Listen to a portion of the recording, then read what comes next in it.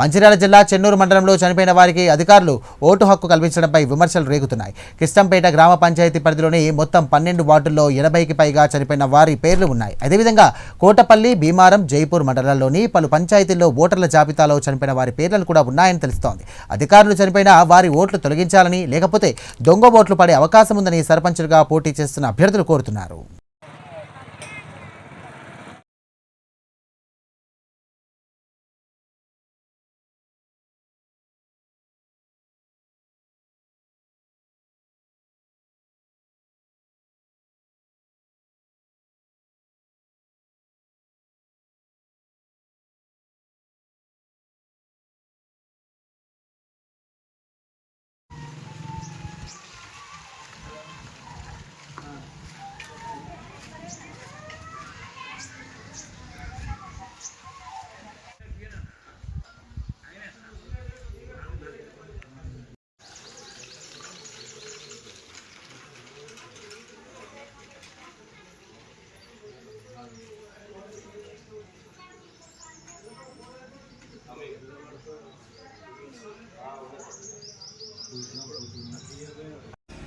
అందరికీ నమస్కారం.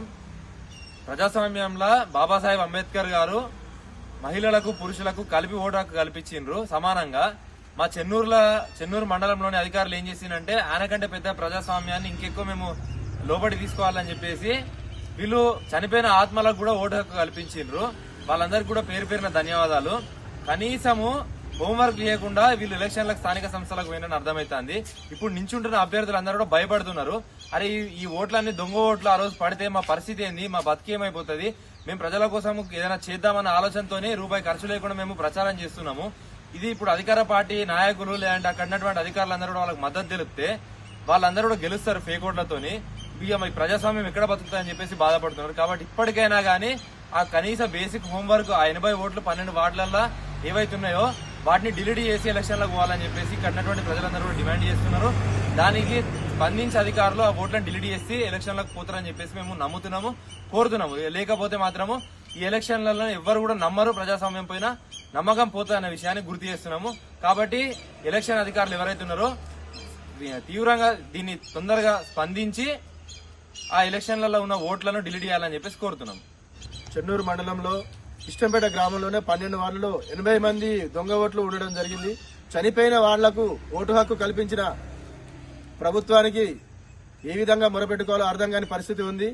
అధికార పార్టీ అధికార దుర్వినియోగం చేసి ఈ 80 ఓట్ల దొంగ ఓట్లు వేసుకుంటే గెలిచే అవకాశం కూడా ఉంది. కాబట్టి ఈ సమస్యను వెంటనే పరిష్కరించి అధికారులు స్పందించి హోంవర్క్ చేసి కనీస హోంవర్క్ కూడా చేయకుండా ఎన్నికలకు పోవడం అంటే చాలా విడ్డూరంగా ఉంది. కాబట్టి కాంగ్రెస్ ప్రభుత్వం దీనిపై తగిన చర్యలు తీసుకొని దొంగ ఓట్లను, చనిపోయిన వారి ఓట్లను తొలగించి ఒక్కొక్కరికి 2 ఓట్లు కూడా రావడం జరిగింది.